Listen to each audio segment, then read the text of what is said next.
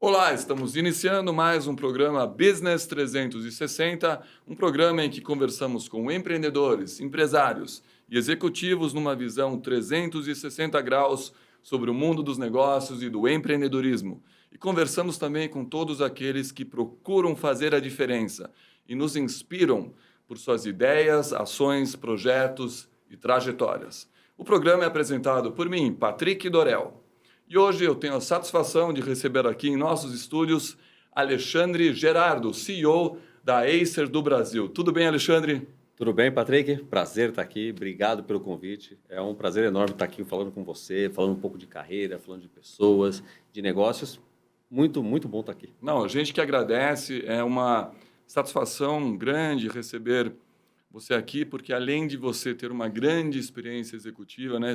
Você ocupa o cargo máximo de uma organização, o CEO da Acer do Brasil.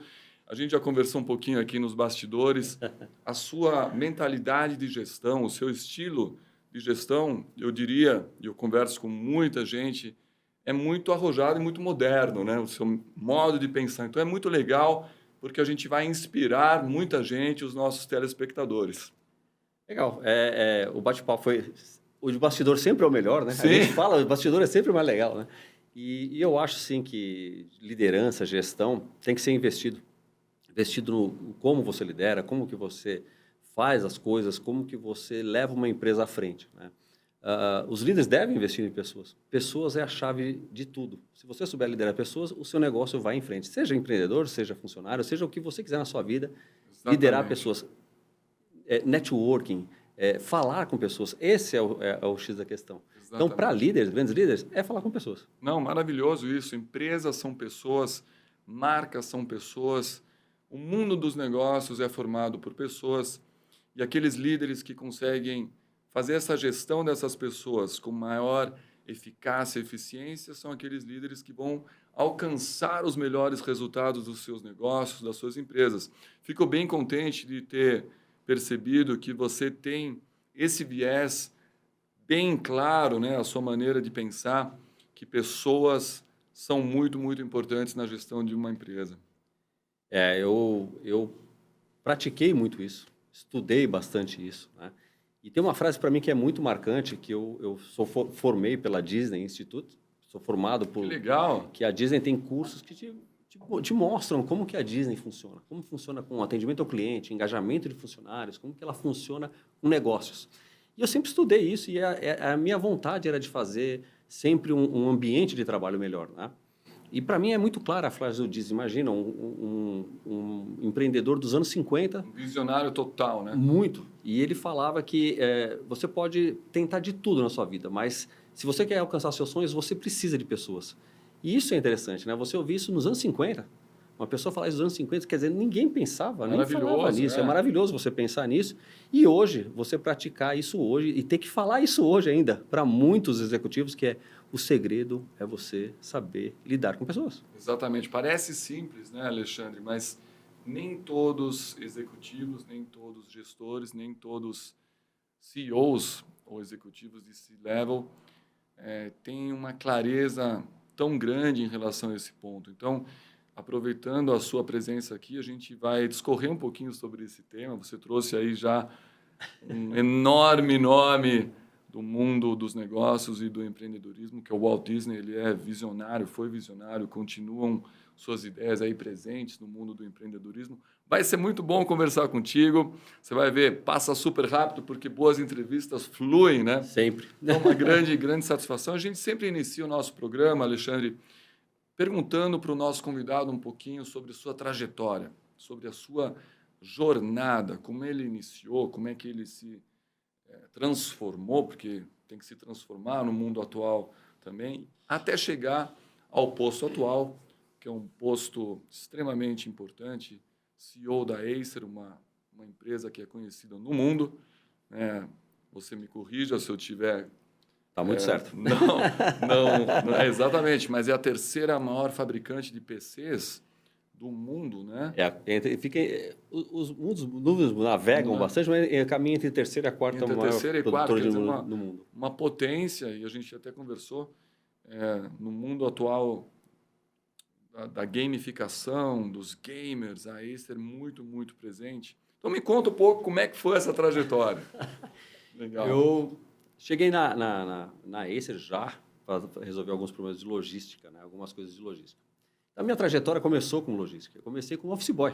Legal! Isso é bacana. Isso é inspirador, hein, gente? Olha só. Não, houve uma história porque todo Isso. mundo acredita que não pode alcançar o posto. Então, eu comecei como office boy numa empresa, na Duratex, que é aqui do Grupo Deca, do Grupo Sim. Itaú. Comecei a minha trajetória lá como office boy no ano de 85.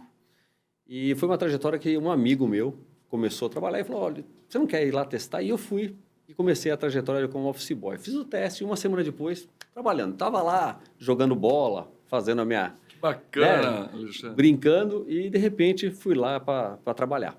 Começou assim a minha carreira, né? Um amigo meu que me indicou. E a carreira foram de 5 anos na Duratex, trabalhando já na área de suprimentos, então trabalhar com a área de comércio exterior, já aprendendo comércio exterior naquela época. E foi um aprendizado. Eu estava com pessoas da Duratex há pouco tempo atrás, conversando com eles, e tenho amizade com eles até hoje. Isso que é o que eu falo de tratar com pessoas, ainda mantenho meus relacionamentos do meu primeiro emprego, né? Isso foi bem inspirador. E eu tive uma carreira, uma passagem muito rápida de futebol profissional, quando também na transição. Sério?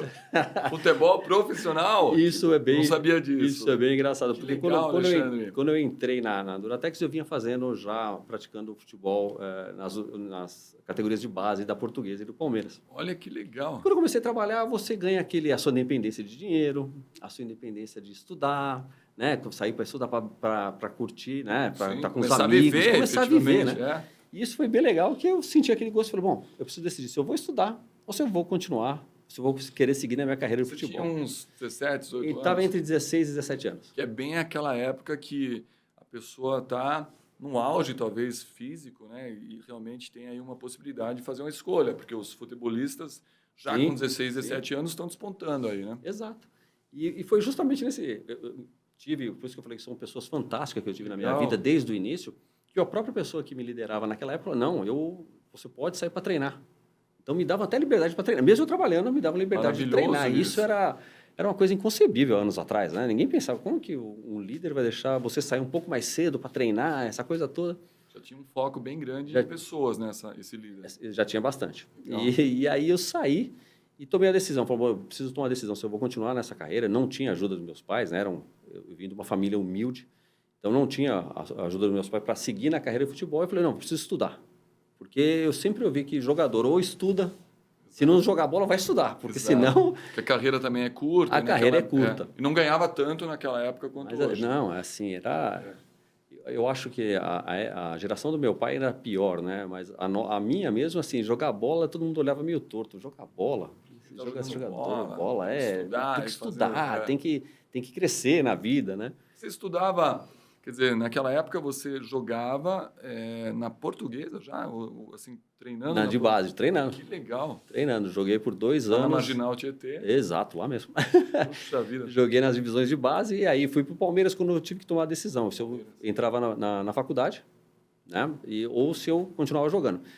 Não tinha condições de seguir nisso e foi uma fase engraçada da minha... engraçado no sentido... Foi uma fase engraçada da transição da minha carreira, né? Eu tinha a opção...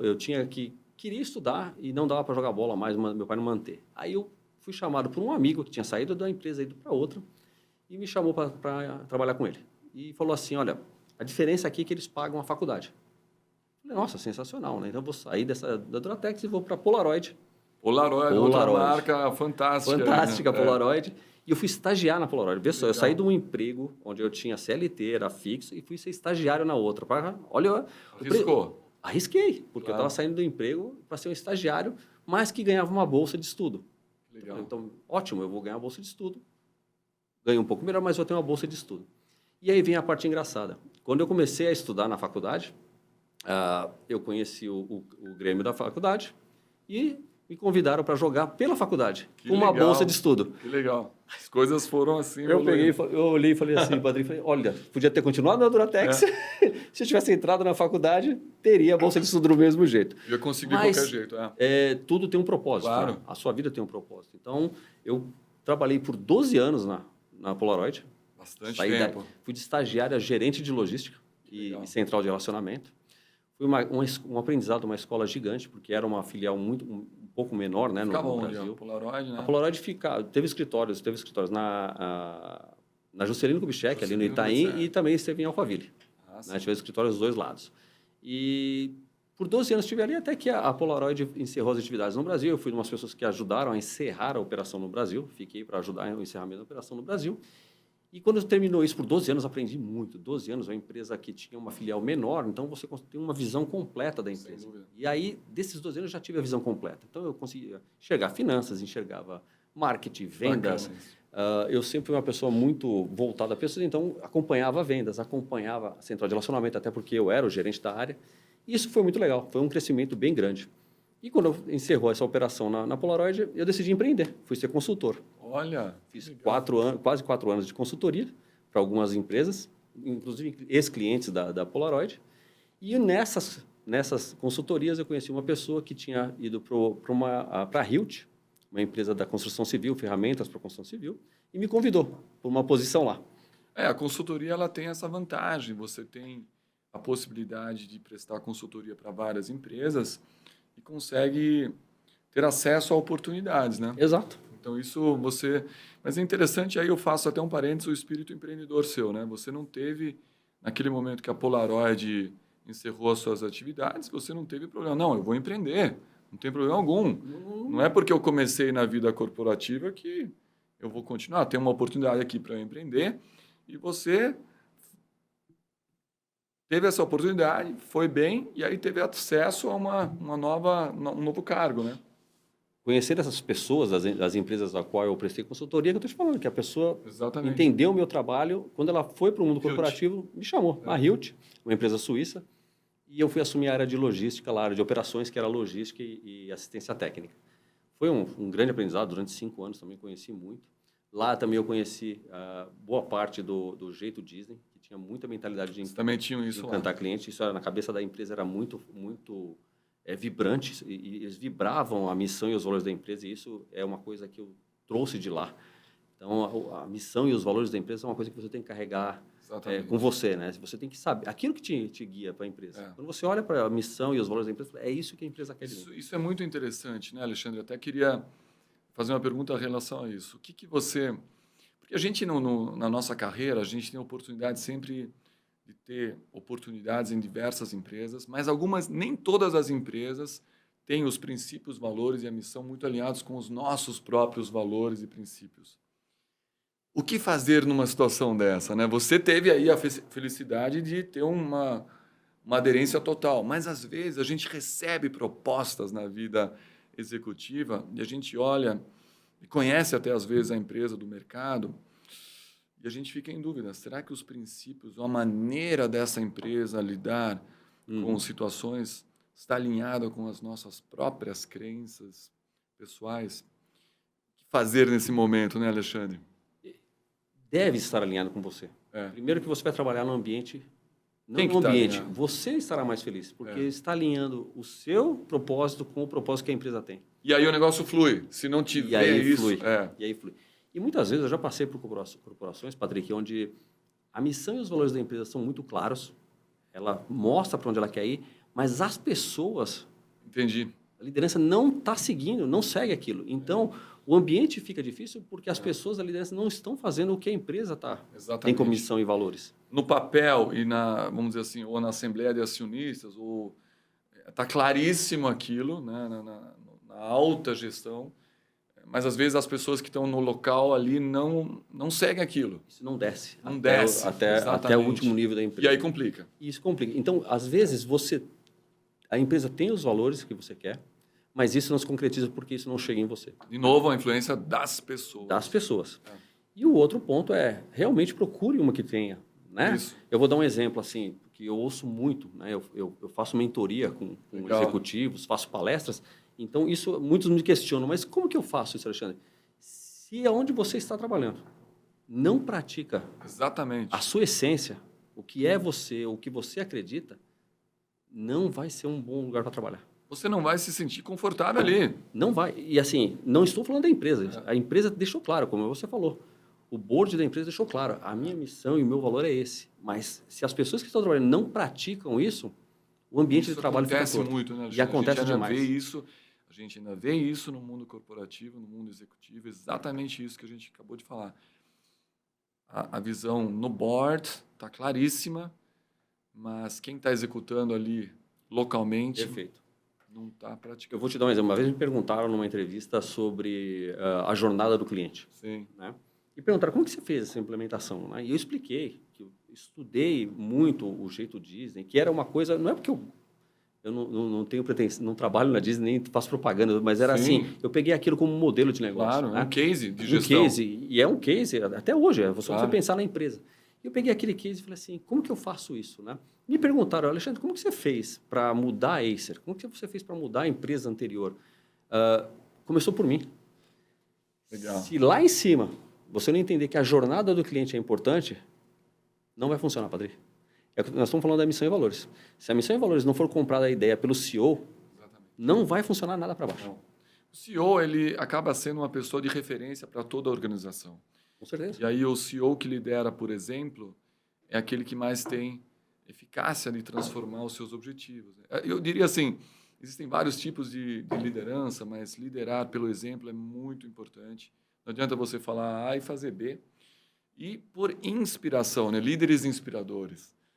Que isso, eu falo aqui no nosso programa sempre a palavra inspiração, deve ser a palavra que eu mais falo aqui. Eu falo muito isso, porque a inspiração é uma maneira natural de você conseguir fazer com que as pessoas trabalhem alinhadas por um propósito, né?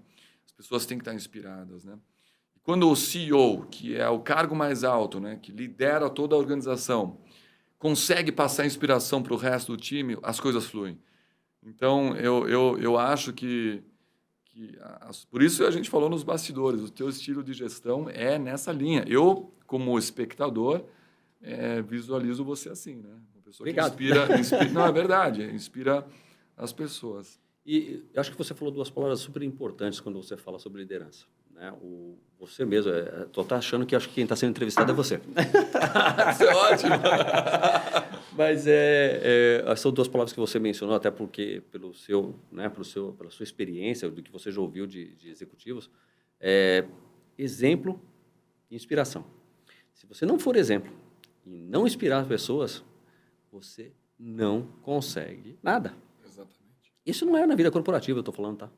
Pode ser o que você achar empreendedor. Você vai inspirar quem? Se você não inspira no exemplo de ninguém, eu falo A e faço B. Você pode até ter sucesso financeiro, ganhar projeto, mas será que isso vai ser durável, né? Será que você não é sustentável? Exatamente. Não se sustenta. Esse que é o ponto. Então, você falou duas palavras que são muito importantes. Acho que quando você está falando de exemplo e inspiração, são duas palavras que todo líder devia levar isso para a vida. Legal, isso aí já é o melhor momento da nossa entrevista. O nosso diretor Marcelinho já está anotando isso aqui, a gente vai colocar, porque é verdade e funciona muito bem. Mas aí você, então, da Hilt, como é que foi essa transição? Depois da Hilt, você foi para... Aí eu tinha uma proposta para que eu fizesse uma transição para outro país. Naquele momento eu não podia por problemas familiares. E eu falo que naquele momento o presidente que estava na empresa, ele hoje é o meu guru. Né? Eu falo, esse cara é meu guru, porque ele me mostrou que eu estava assim, você está sofrendo com a transição e eu acho que é a hora de você parar para pensar na sua carreira, porque você quer, não consegue fazer a transição por causa de um problema familiar, né? Era um problema de doença na família, ele não conseguia fazer a transição e ele falou, cara, vamos fazer a transição. Com calma, vamos fazer a transição. E foi rápida. Em 2 meses eu estava na Acer. Bacana isso. Olha, aí vai um... Aqui vai uma coisa que eu gosto de falar também sobre liderança. Pega-se um líder que tem um cara que é outstanding, né? Ou seja, um cara fora da curva, que está para ser promovido para outro país e falar para ele, eu vou te ajudar a fazer a transição, porque você está sofrendo com a transição. Muito legal. Quantos líderes você viu fazendo isso? Difícil. Eu ia comentar isso. Assim, eu tenho bastante experiência corporativa, né? Um líder que tem essa visão é um líder fora da normalidade no bom sentido, né? Porque ele enxergou ali um tremendo de um potencial, você estava entregando resultados, ninguém chega a um cargo elevado que você já ocupava ali, né? Sem ser realmente diferenciado, né? Não é fácil você ir subindo na carreira do mundo corporativo. E ele enxergou ali o teu talento, que você é uma pessoa diferenciada, outstanding, né? Um líder já. E ele teve assim uma generosidade executiva, corporativa, de gestão e humana. Gestão de pessoas. Exatamente, mais uma vez. Mais uma vez. Porque o mundo também, né? Isso que eu falo, Alexandre, o mundo ele dá tantas voltas. Se alguém comete alguma incongruência para um outro executivo, ou trava a carreira dele, ou é injusto, muito possivelmente você vai encontrar essa pessoa novamente no futuro. E aí eu acho que esse líder que você tinha, ele enxergava, não, o Alexandre é um talento, é um autogestor, eu não posso deixar ele numa situação que ele está sofrendo, eu prefiro ajudar ele numa transição, porque atualmente você possivelmente até tem contato com ele ainda. Tenho. Então, olha o sentimento de, né, deve ser muito bom. Criou-se uma amizade, um vínculo, uma amizade gigante. Que legal. Gigante. E eu falo, converso com ele e ainda são papos altamente produtivos. Que legal. Né? E muitas vezes, nossa, mas foi o cara que decidiu que você não ia ficar mais na empresa. Sim. Foi a melhor coisa ele teve a percepção não só profissional, mas pessoal, de olhar e falar assim, ele vai sofrer mais. Se eu mandar esse cara para outro país, ele vai sofrer mais ainda. Exatamente. Então ele teve a sensibilidade de enxergar isso, né? Ele não foi só no profissional, porque ele podia pensar só na empresa. Né? Não, pensar só na empresa. Vou mandar agora e é então, isso. Não é isso. Não é isso que você quer, então acabou aqui. Não foi isso. Isso eu acho fantástico cada vez mais, né? As empresas entenderem, os altos executivos, os gestores, que os executivos e as pessoas de talento, elas são ativos de grande valor, que as empresas precisam mantê-las, né?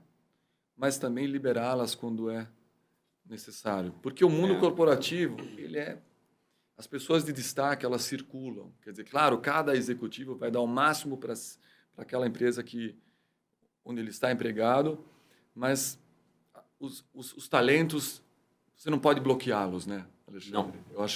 Eu acho que não é salutar, e um grande gestor, você é um grande gestor, você tem esse mesmo pensamento, os seus talentos, você tem que deixá-los livres. Claro, a Acer vai procurar ser a melhor empresa para aquele talento, mas você tem que entender, talvez, que se a Acer não for a melhor possibilidade para ele, você não pode bloquear a carreira dele. E muitas pessoas talvez vão, quando escutar o que a gente está falando, vai falar assim, não estou entendendo o que não estou entendendo o que vocês estão falando. Estão falando para o talento, deixar o talento embora? Não.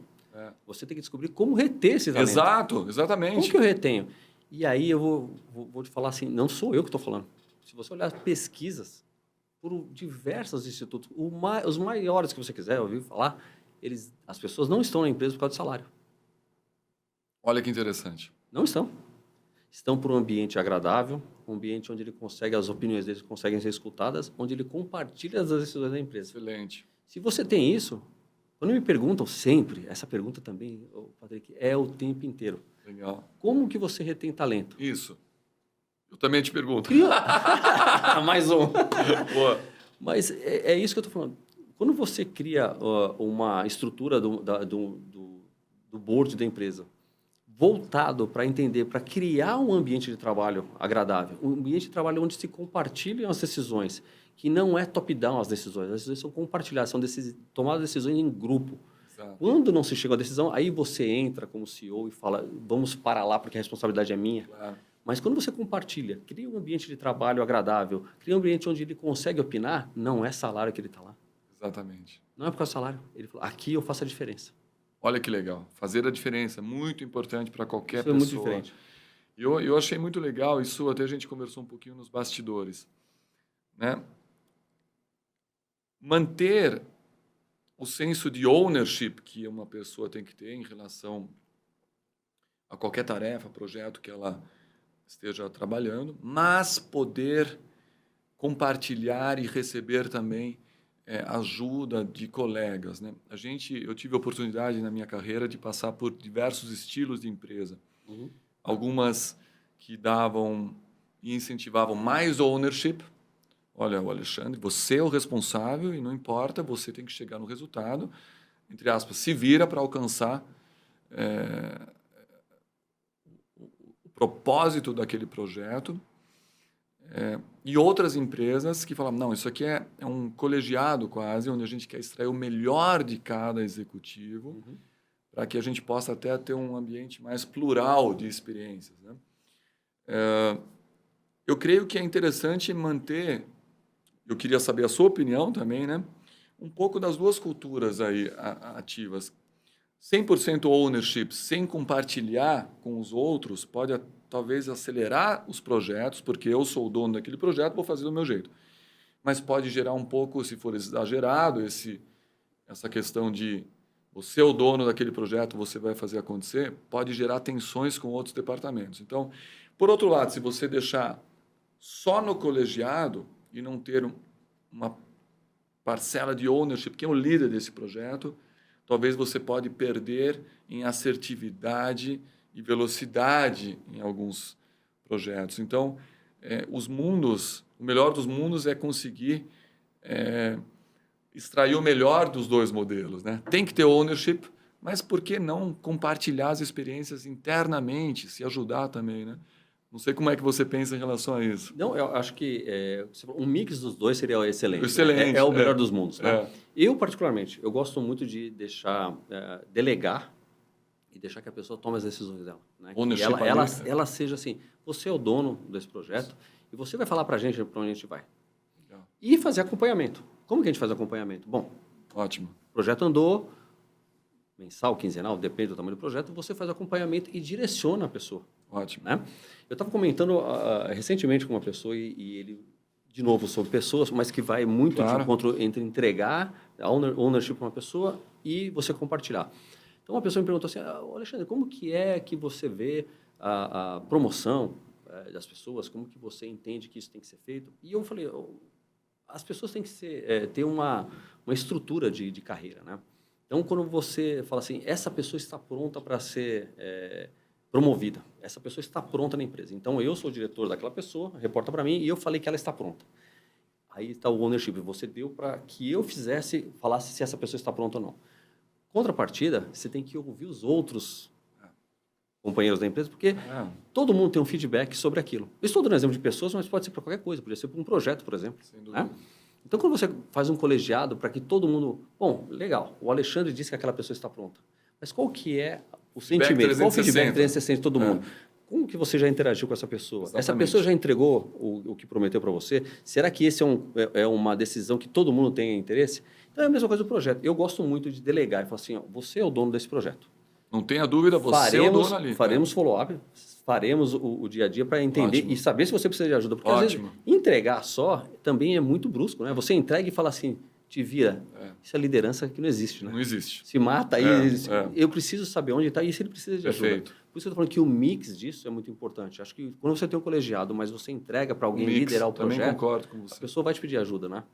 E eu gosto muito desse mix. Eu não acho que nenhum nem outro estaria... Eu gosto muito de deixar as pessoas andarem por si só, mas tá acompanhando e falando, estou aqui. Não, legal. Estou aqui para ajudar. Eu gosto muito do E você mix, tem, como CEO da Acer do Brasil, a liberdade para sugerir e implementar o teu estilo pessoal de liderança, obedecendo, vamos dizer assim, a missão e visão global da Acer Global. Então, é a cara da sua gestão aqui no Brasil. Sim. Falando até só para a gente encerrar a minha carreira, eu cheguei na Acer para resolver algumas coisas. Eu fui contratado para logística e, na verdade, operações, né? Fui crescendo, fui implementando outras coisas na Acer. Implementei a logística, tinha alguns problemas com a logística de roubos de carga, controle de estoque. Então, vim resolvendo isso e fui agregando outras áreas. Eu fui responsável pela transformação digital da empresa. Ótimo. Entregar a área de TI para que eu fizesse a transformação digital da empresa.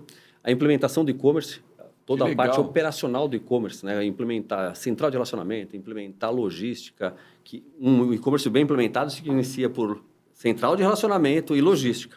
Depois você não é fácil. Não é fácil. Eu olhei e muito bem organizado. Parabéns aí pela transparência e muito user-friendly a experiência do e-commerce da Acer aqui que eu olhei. Muito fácil. Isso é muito importante, né? Não adianta você...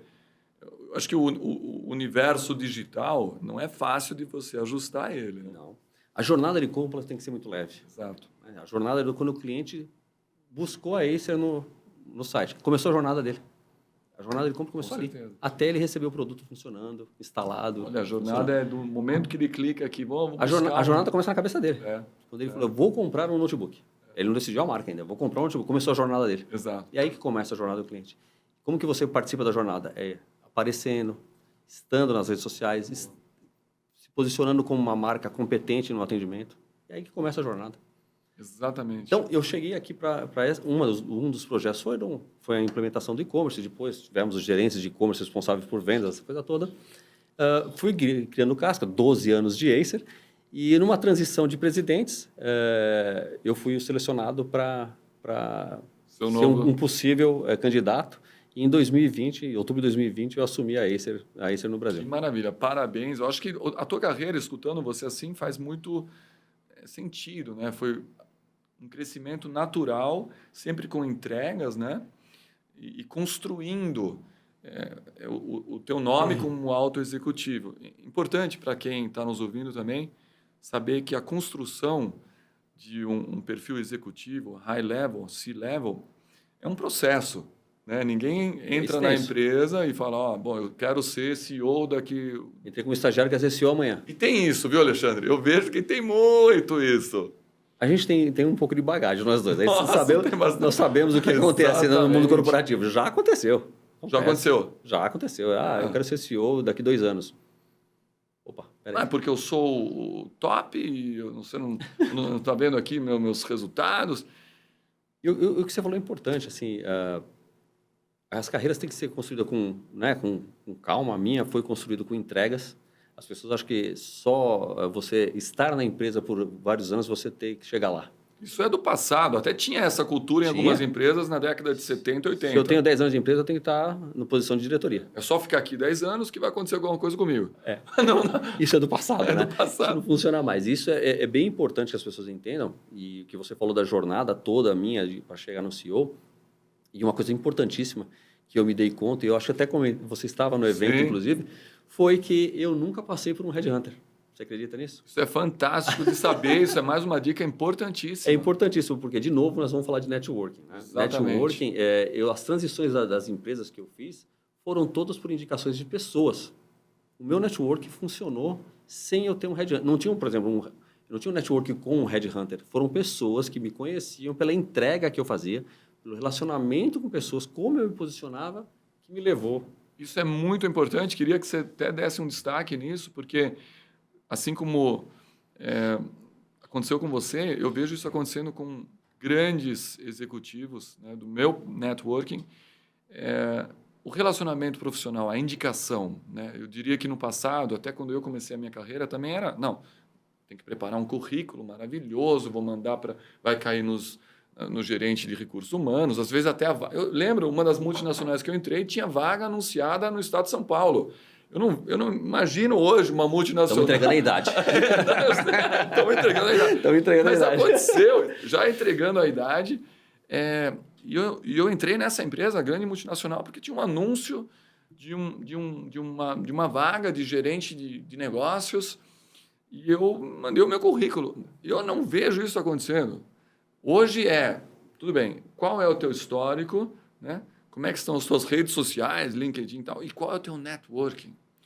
Porque você, como executivo, vou te fazer uma pergunta. Você contrataria, né, por currículo ou porque algum executivo que você respeita, que é do teu networking, fala, olha, Alexandre, dá uma olhada nessa pessoa, porque eu conhecendo você, o teu estilo de gestão, e você comentando comigo que tem essa oportunidade aqui na sua empresa, acho que vale a pena você conhecê-lo. Claro, você iria qual opção? A segunda. Na segunda. Não é? É muito importante, assim, na própria Acer, nível gerencial, eu também entrevisto. E é uma questão que eu pedi para fazer. Porque eu quero, não só eu, mas isso está bem intrínseco na empresa, nós queremos uma empresa que tenha tem a cara da empresa. Sim. Eu preciso de uma pessoa que venha com essa cara. Se vai ser indicação, melhor, porque se eu conheço, você conhece, tem mais pessoas que um histórico andaram com o histórico dessa pessoa, é muito melhor que ela esteja dentro da empresa com a gente, né? Então, é uma coisa que eu pratico bastante. Ótimo. Então, é muito claro que toda a diretoria entreviste para fazer essa pessoa ela tem o DNA da Acer? Ela tem a cara que a gente tem? Porque, não pense que eu já errei, tá? Eu já errei em contratação. Eu não sou aqui nenhum Mágico. mágico. Não, eu já errei em contratação também e tenho certeza disso. Mas a gente tenta trazer uma pessoa com o DNA da empresa. Isso é ótimo. O DNA Sempre. da empresa, princípios, valores. Os valores. Essa jeito pessoa de fazer as vai coisas. Vai ter o jeito nosso? Será que essa pessoa vai se encaixar? Porque é uma preocupação nossa. Claro. Antes de tudo, você trazer uma pessoa que tem esse DNA, treinar faz parte do meu business. Eu tenho que treinar a pessoa, ela está chegando. Claro. Treinar no negócio eu tenho que treinar, mas que ela tenha o DNA da empresa. Essa é uma coisa muito importante. Você entrevista nível gerencial, 2 níveis abaixo do CEO você entrevista, ou 3 níveis, ou nível gerencial. Vocês têm isso na Acer? Ou conforme você sentir, olha, essa aqui é uma posição importante. No Brasil, Patrick, aí você tem 80 pessoas. Ela tem enxuta. Eu entrevisto, até passo para o estagiário. Ótimo. Se o RH fala, quer entrevistar? Eu entrevisto. Claro, claro. Eu já fiz entrevista. Se você tiver a oportunidade, tiver tempo para... Eu já fiz entrevista com o estagiário do RH. O estagiário do RH foi fazer entrevista com as pessoas, foi praticar. E o RH, você faz entrevista com ele, junto com ele, entrevistar o candidato? Claro, por que não? Por que não? Fez bem para o entrevistado, fez bem para o estagiário que aprendeu como se portar numa entrevista. Muito bem. Isso faz parte da minha gestão, ou deveria ser da gestão de qualquer claro. líder. Devia fazer parte. E as pessoas têm que entender um negócio que a gente até falava nos bastidores, né? É uma coisa bem importante. As pessoas têm que entender que a CLT está ultrapassada. Exato. Isso. Explica um pouco esse teu pensamento. Esse meu pensamento que a gente estava discutindo nos bastidores, que você falou, eu assino embaixo. Eu assino embaixo. Porque as pessoas têm que entender, quando você é contratado para a empresa, você assina um contrato. Exato. Né? Esse é o meu pacote que eu estou te oferecendo e você entrega o seu conhecimento ou o seu trabalho. Ponto. A empresa, naquele momento, passou a ser o seu cliente. Se as pessoas não entenderem que a CLT está morta, que isso é o que você está entregando e é isso que você está recebendo, você pode ter um cliente, 2 clientes. A empresa com a qual você trabalha é o seu cliente. Isso deveria estar claro para as pessoas. Alexandre, eu fico muito satisfeito e contente que você está compartilhando essa ideia sua, porque é uma ideia absolutamente atual, moderna, e que eu, pessoalmente, acho que é o caminho. Você acabou de falar uma coisa muito forte para as pessoas entenderem. A partir do momento que você assina um contrato, vamos chamar CLT, o seu mindset é que a sua empregadora é seu cliente a partir daquele momento. Não é isso? Com certeza. Eu sempre faço um paralelo quando eu estou falando palestra, ou estou mentorando, eu falo para a pessoa, para pensar o seguinte, você é empreendedor a partir de hoje, e você tem uma consultoria. Você tem que buscar cliente, não tem? Claro. Tem que buscar cliente. Então, achei um cliente. Você entrega o contrato de consultoria, o cliente assina, você entrega o serviço e ele te paga. Não é isso? É isso aí. Qual é a diferença do CLT? É a mesma coisa. A gente gostaria que a sua visão transbordasse aí para as empresas, porque eu acho que o caminho vai ser muito melhor para todos, para a empregadora, para os executivos, para o ecossistema de negócios em si. Porque você está automaticamente, nesse momento, embutindo espírito empreendedor para aquele funcionário. Para aquele funcionário é uma palavra tão, assim... É tão ultrapassado, né? Eu até me sinto assim, meio constrangido de falar. Às vezes eu falo e aquilo me dói no cérebro, sabia? Parabéns. Porque não é para funcionar aqui, é para agregar muito mais, é para você buscar cliente, é você pensar como uma pessoa que vai além daquilo que está escrito, né? O teu chefe imediato, o teu líder pode falar isso, mas você pode pensar além e por que não interagir com o teu líder? Posso fazer mais do que isso? O que você acha? E o líder moderno tem que estar feliz da vida, na minha opinião, se ele tem um colaborador que vai além daquilo que está escrito no job description. Com certeza. E ele tem que entender que ele ir além do job description faz com que ele caminhe dentro da empresa. Claro. Né? Que traga as suas ideias, que vá além. Ninguém está pedindo para ele, eu quero que você seja estagiário, mas entregue o serviço de gerente. Não é isso? Não. Mas que apareça, que mostre que você tem competências pessoais e profissionais que encaixem na empresa. E aí a gente tem que fazer... É muito legal esse papo, porque a gente está navegando por vários assuntos muito importantes do mundo corporativo. A gente acabou de falar que existe, com uma certa frequência, gente que em 2 anos quer ser CEO. Mas a gente falou também que é importante a pessoa olhar além do job description. A gente não pode confundir uma coisa com a outra. Olhar além do job description não significa, pois é, eu estou me comportando como um dono, então eu quero ser o CEO agora. Não é isso, gente. É que você precisa, ou é muito salutar você olhar além daquela caixa para você agregar mais para aquela empresa que está te dando a oportunidade de você ser vamos dizer assim, um CLT, sendo que não é CLT, é mais do que isso. Então não confunda, é fazer o seu melhor, procurar olhar além daquela caixa, mas você tem que maturar nessa sua jornada de subir, não é?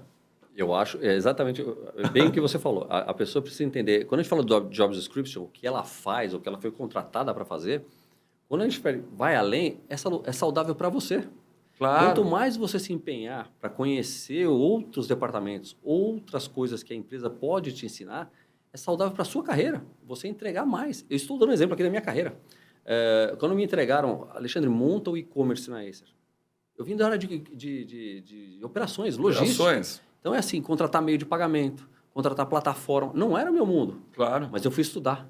Como que eu faço isso? Excelente. Networking. Minha rede me ajudou, minha rede me mostrou como fazer, com quem não fazer. Perfeito. Que é muito importante. Com quem não fazer. Com quem não fazer. Às vezes os obstáculos, as travas do seu projeto estão nas pessoas erradas que você elege para serem seus parceiros. Então tem que ter muita maturidade também, cancha e experiência de você escolher as pessoas certas. Exato. Né? Então, quando a gente fala disso, de job description, o que a gente está falando é saudável para a pessoa. Claro. Procure aprender mais, e não é entregar mais e ter mais conhecimento. Isso vai ser saudável para a sua carreira, para o seu currículo. Exato. Para o que você está buscando. Né? Como profissional. Como profissional. Eu tinha, na minha carreira executiva, eu tive vários chefes, né, vários líderes. Né? Vamos chamar de líderes, que é um nome muito melhor. E numa ocasião, um líder meu falou, eu prefiro alguém que eu precise direcionar e, vamos dizer assim, segurar um pouco, acalmar a pessoa no seu ímpeto de contribuir, direcionando no bom sentido, do que alguém que eu preciso empurrar. Porque você, como líder, precisar empurrar as pessoas que não têm iniciativa, não têm espírito empreendedor, é mais frustrante, mais gostoso, ou melhor até para a organização, é você, essa pessoa aqui é altíssimo potencial, está com muita vontade de contribuir, eu só preciso direcioná-lo para que ele não se atropele, né? Porque tem isso, né? A pessoa é muito talentosa e aí ela quer fazer tudo, aí como você usa muito bem, né? Direcionar a pessoa. Esse é um ponto que toda liderança devia praticar, né? Você já deve ter ouvido falar de liderança situacional. Claro, na situação ali. O cara que entrou na empresa, ele necessita de uma atenção diferente de quem está 10 anos na empresa. Totalmente. A atenção para esse cara que tem 10 anos é totalmente diferente para aquele que entrou. Então, quando o líder está muito preocupado, não, eu prefiro um cara que eu tenho que só delegar e não tenho que empurrar. Você, como líder, tem que saber que você vai ter que fazer os dois. Exatamente. Porque liderança situacional é o líder se adequar ao momento de cada Ótimo pessoa dentro da empresa. Às vezes tem que empurrar um pouco. Tem. Faz parte da liderança. Né? Eu ouvia muito assim, já ouvi muito no mundo corporativo, né? Eu prefiro ficar com aquele cara que está empacado, que tem dificuldade, mas conhece a empresa, mas não me dá trabalho. Porque se eu trocar, eu vou ter que começar a ensinar tudo de novo. Esse é o tipo de líder que eu não quero no meu time. Ele falou, nossa, é bem... Eu ouvi isso já. Eu acho... Na minha carreira. Eu não acho legal, não. É assim, quer dizer, você como líder responsável pela empresa, você é um líder, com certeza está numa posição... De liderança. De liderança, de tomar decisões pela empresa. Ou seja, você tem um ativo na empresa que não dá resultado. Ou seja, você não está atuando para que ele melhore e desenvolva o que a empresa precisa por comodismo seu. Ele não me dá trabalho, deixa ele lá. Aí ele não dá resultado para a empresa, não te dá trabalho e está tudo bem. Então ele ficou lá parado. Esse é o tipo de líder que você não precisa. Ele não está agregando nem para a empresa, nem para si, nem para nada. E aí, quando você fala, bom, acho que está na hora de a gente, talvez, trocar a jornada da pessoa e se encerrou na empresa. Ele fala, não, mas ele entrega o que eu quero. Entrega, mas está entregando o que a empresa pediu? O que a empresa pediu para você? Mas não é que aquela pessoa... Não tem nada a ver com a pessoa. É o líder que não entendeu que, assim, vai dar trabalho. É o líder. Olha, o líder que fala... Eu ouvi... O Patrick, eu já ouvi isso. É frustrante. Vai dar trabalho, quer dizer, eu vou ter que demitir, aí eu vou ter que contratar, vou ter que treinar esse cara tudo de novo, vou ter um trabalho. É frustrante, porque a função do líder é essa. Exato. Uma das funções, né? E aí eu faço Uma das um funções. link, faço uma ponte com um conceito da zona de conforto. E eu costumo falar, a zona de conforto, ela serve para você se fortalecer, para sair dela, para ampliar a sua própria zona de conforto. Não, meu objetivo é ficar dentro da minha zona de conforto para sempre, não ampliar os horizontes, não pensar fora da caixa. Poxa, é o caso desse líder que você comentou. Não, eu não vou mexer aqui, ele não está sendo muito bom para mim como líder, mas se eu tirar ou pedir para ele mudar, vai me dar tanto trabalho para encontrar um outro. Esse líder está na zona de conforto. Com certeza. E aí é complicado. Eu acho que trabalhar inspirado significa trabalhar com a disposição de sempre buscar ampliar a sua zona de conforto, no sentido de sempre pensar fora daquelas 4 linhas que alguém te falou, no sentido de fazer mais. Se você pode fazer mais, se você pode agregar mais, se você falou que você estudou muito, né, na sua carreira, coisas que você não conhecia naquele primeiro momento. Então você é um exemplo de alguém que sempre expandiu. Dessas histórias de que as pessoas falam assim, nossa, mas o que tem a ver? Quando eu fui fazer o curso, um dos cursos na Disney, eu estava comentando isso há pouco tempo também. Tinha eu e um australiano e o resto era tudo americano. E nos coffee breaks eles falam assim, o que vocês vieram fazer aqui? Não a Disney, os participantes. Por que um brasileiro, você, CEO da Acer, está fazendo aqui? Você chega até a dar um Por que ele está perguntando isso para mim? Assim, mas será que essa pessoa está com a visão tão obtusa, tão fechada assim, tão cega? Não, eu estou aqui para aprender. Uma das melhores empresas em atendimento ao cliente, Claro, ou construção de equipes, como que eu faço para fazer na minha? claro. A pessoa quase babou. Eu comecei a falar, a pessoa quase ficou babou, ficou olhando. Nossa, Cara, como que o meu... Aí começaram a se perguntar, como é que o meu líder da minha empresa não pensou nisso? exatamente. Porque é uma coisa assim... Para você é natural isso. Para mim é natural, porque é o jeito que eu gosto de liderar, é o jeito que eu gosto de fazer. Então muitas pessoas falam, nossa, Alexandre, mas o que você foi fazer lá? Fui aprender. Aí vem outro ponto importantíssimo para qualquer pessoa, né? A humildade. A gente sempre aprende. A gente sempre... Alexandre, eu aprendo a cada entrevista que eu faço com os meus convidados, eu sempre aprendo mais. É sempre uma nova visão. E eu sou muito... eu tenho muita satisfação de sempre ter pessoas aqui de diferentes segmentos, até diferentes níveis de maturidade profissional. Eu aprendo, a gente combinou aqui, falei para o nosso diretor de produção, nós vamos fazer um programa, a gente sempre entrevista grandes CEOs, grandes empresários, mas eu quero entrevistar o vendedor de biju que todo dia eu encontro ali no cruzamento da rua vindo para cá. Porque eu vou aprender com ele e eu acho que eu vou conseguir inspirar outras pessoas. E uma vez eu entrevistei, totalmente no improviso, estava de Uber, eu vou entrevistar o motorista do Uber. Falei, olha, tudo bem, eu sou o Patrick Dorel, você autoriza aqui a gente fazer um programa Business 360? Claro, tal. Me fala como é que você se sente aqui nessa... Você sempre foi autônomo. E ele comentou, e esses poucos minutos, 5 minutos, 10 minutos de viagem já inspiraram. E a gente tem que... Eu percebo muito isso em você.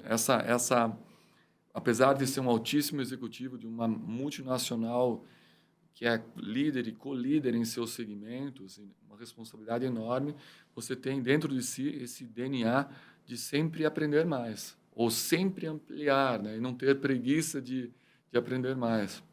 Eu acho que a gente aprende sempre o tempo inteiro com todo mundo, né? Isso eu acho que você não tem com quem, nível, classe, não existe isso. Você aprende o tempo inteiro. Você falou um caso do Uber, eu tomei uma aula uma vez com o Uber. Legal. Andando com o Uber, eu tomei uma aula de gestão de custos. Ele sabia centavo do combustível, de quanto ele rodava. Ele foi, no trajeto da minha casa na empresa, ele me deu uma aula de... Mas, aí, né, eu falei, deixa eu ver até onde ele vai. E perguntei para ele. Foi cutucando ali, deixa eu... tomei uma aula de gestão do negócio dele. O negócio dele, o que é? O carro dele. Exato. Tomei uma aula de controle de custo, de provisão. Eu guardo para isso, eu faço para aquilo. Maravilhoso. E assim, as pessoas acham que, não, você tem que ser CEO, tem que ser CFO de uma empresa para saber isso. aquele cara me provou que Ali, no no negócio negócio dele, ele tem dele, controle do negócio ele dele. foi o melhor CFO que eu já conheci. Olha que maravilhoso. Essas pessoas... Não, eu te agradeço por trazer esse assunto, porque é uma pessoa assim que a gente tem que trazer também. Eu sou muito favorável de aprender em 360 graus, né? Aprender 360 graus. E deixa eu te perguntar, o papo está fluindo, fluindo demais. muito bom. É legal, porque parece que a gente está realmente numa mesa de um happy hour conversando, aí os papos fluem Sim. muito bem. E flui muito rápido, né? E a gente tem que encaminhar para a parte final da nossa entrevista, que são as dicas. Eu queria que você pudesse aproveitar essa oportunidade. Se alguém te perguntasse, Alexandre, eu estou no início da minha carreira, eu me inspirei muito por tudo que você está falando, e eu queria seguir carreira executiva, quem sabe chegar num nível de CEO de uma grande empresa, como você é. O que você poderia dar de dicas, sugestões, recomendações para essa pessoa que está iniciando a sua carreira? É uma parte bem legal também. Algumas pessoas perguntam muito sobre esse assunto. Eu acho que você primeiro tem que investir em você, né? Conhecimento é tudo. Nós estamos na era do conhecimento, né? A era da informação está aí. Informe-se. E ela flui por tudo quanto é lado. Ela flui pela internet, ela flui por pessoas, flui por networking. Encaminhe seu networking. Invista tempo em pessoas. Invista em conhecimento. Isso vai te levar naturalmente para a sua carreira, aonde você quer chegar. Seja CEO, seja gerente sênior, seja aonde você quer chegar, empreendedor, aonde você quiser chegar. Invista em conhecimento para que você possa debater com as pessoas, compartilhar coisas boas, possa instruir, dar conselhos e invista nisso. Quanto mais você investir, mais isso vem automaticamente no crescimento da sua carreira. Isso é fato, isso não foi só comigo. Conheço altos executivos que se formaram desse jeito. Conhecimento de pessoas, formando o seu networking, trazendo conhecimento para si, mostrando o seu conhecimento, porque a empresa está comprando conhecimento, está comprando a sua experiência. Então, se você quer seu crescimento, invista no seu conhecimento, invista em informação e invista em pessoas. Esse é o maior conselho que eu tenho a dar para vocês. Não, maravilhoso. Eu acho que isso é uma dica riquíssima, de grande valor, investir no próprio conhecimento, né? Networking, aprender com as pessoas. Acho que você deu uma aula aí uma aula de vida corporativa. Antes da gente encerrar, e a gente vai colocar isso também junto, um pouco a Acer do Brasil, né? A Acer do Brasil é uma empresa, você falou 80 funcionários, mas ela tem uma plataforma importante de negócios, que são PCs, são mainframes também. Me explica um pouquinho só os projetos e onde vocês estão atuando, porque é interessante também, não só para os gamers, mas para o mundo corporativo. Claro. A Acer é aí uma empresa que é referência em alguns campos de atuação. Aproveitar a nossa entrevista. Claro. Lógico. A Acer é uma empresa, começado mundial, para que você tenha uma noção. A empresa mundialmente é uma empresa de 7 mil funcionários, mundialmente. É uma empresa com o headquarter em Taiwan, a matriz em Taiwan. É uma empresa focada, hoje já é um grupo de quase 22 empresas. A Acer não é mais só uma empresa de notebook. Ela está migrando, inclusive, fazendo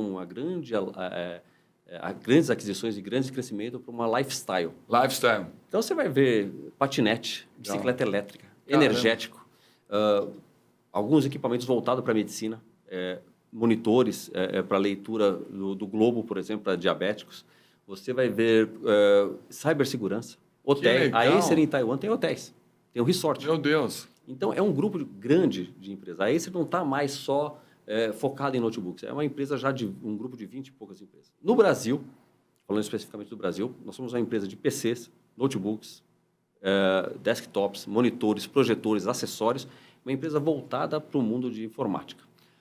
Estamos crescendo em outros segmentos, com B2B e agora com locação. A Acer fazendo locação para o mundo corporativo. Que legal isso. E diretamente com a Acer. Né? Você vai alocar diretamente com a Acer, serviços e alocação diretamente com a Acer. Direto com a Acer? Não tem distribuidor no meio? Não tem locador no caminho, é direto com a Acer. Maravilhoso. Direto com a Acer. Então, é um canal que a gente abriu. A Acer cresceu muito no mundo online, mesmo antes da pandemia. O mundo online na Acer já representa 8 anos já está representando mais de 20% da empresa, do faturamento da empresa. E que é o nosso, que a gente fala que é a cereja do bolo da Acer, é a liderança no mundo de notebooks, do mundo gamer. Olha Nós aí. falamos muito a linguagem do mundo gamer, nós aprendemos demais com ele, de novo, e aí eu vou de novo falar aqui, ouvindo pessoas. Perfeito. Fomos lá, vamos lançar os notebooks, e eu fui lá e nós fomos lá ouvir o mundo gamer. As pessoas, o que você precisa? O que tem que ter o computador? O que ele tem que fazer? Qual que é a configuração que você precisa? Então, nos tornamos líderes no mundo gamer. A Acer hoje é referência, é a marca mais conhecida. A Acer tem a marca Acer e a marca Predator, que é da linha gamer. Nome excelente para os gamers. Excelente. Predator. Então, isso nos fez ir para a liderança, ouvir as pessoas que estão nesse segmento. Hoje a Acer é líder do mercado do mundo gamer. Esse é o mundo da Acer. 80 pessoas que fazem uma empresa, uma marca gigante. E eu entendi perfeitamente você se conectar com o estilo e a filosofia Walt Disney. Porque é lifestyle e encantar o cliente, porque é um universo, né? Você acabou de comentar tudo que envolve o universo Acer e a experiência Acer, né? Desde patinetes, hotéis, laptops, gamers, energético.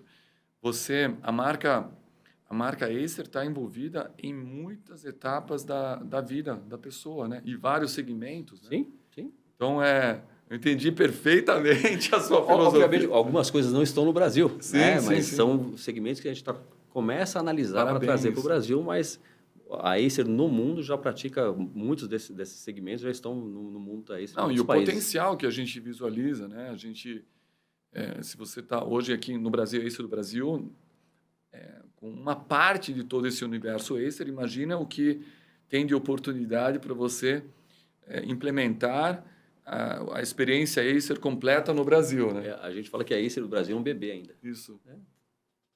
2010, praticamente, 2009, 2010, voltou para o Brasil, né? Como filial brasileira. É um bebê. Maravilhoso. Deve ser muito inspirador trabalhar numa empresa que tem tudo pela frente para crescer e com um campo tão vasto, né, de oportunidades. Muito grande. Muito grande. Alexandre, queria te agradecer. Infelizmente, a gente chegou aí no final da nossa entrevista, extremamente rica em conhecimento, extremamente rica em dicas para inspiração.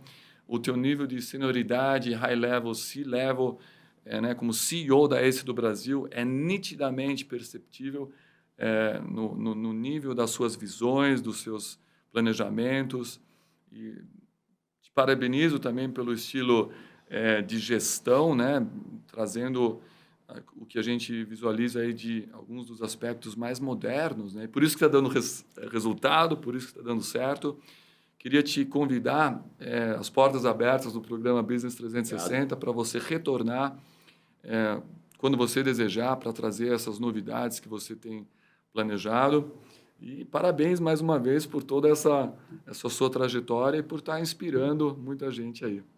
Obrigado a você, Patrick. Aí um papo muito legal, né? A gente falava aqui de como direcionar, não precisou de direcionamento nenhum. O papo foi totalmente quando natural. Significa que o papo é muito legal. Eu que agradeço a oportunidade de a gente estar conversando aqui, batendo esse papo, podendo inspirar pessoas. Sim. Acho que isso faz parte da nossa jornada na vida, né? Compartilhar o que a gente conquistou. Então, para mim, é um prazer bater esse papo aqui com você. Estou aberto, quando quiser. Vamos retornar, quando quiser, tem pode muita chamar coisa. Outros assuntos. Sim. Estou aqui, vai ser um prazer sempre estar aqui com você. Legal. Te agradeço, Alexandre. E com essas palavras finais do Alexandre Gerardo, CEO da Acer do Brasil, a gente se despede desta edição, deste episódio do programa Business 360. E como eu faço em todas as finalizações, a mensagem sempre é positiva, não deixe de sonhar nunca. Eu sempre falo que sonho aliado à disciplina significa conseguir realizar os seus sonhos. Então, tenha disciplina, seja na vida corporativa, seja na vida como empreendedor, mas sonhe e com muita disciplina, com muita determinação, com muita resiliência, você vai conseguir alcançar os seus objetivos. Muito obrigado pela audiência. Até o próximo episódio do programa Business 360. Fiquem todos muito bem e um grande abraço.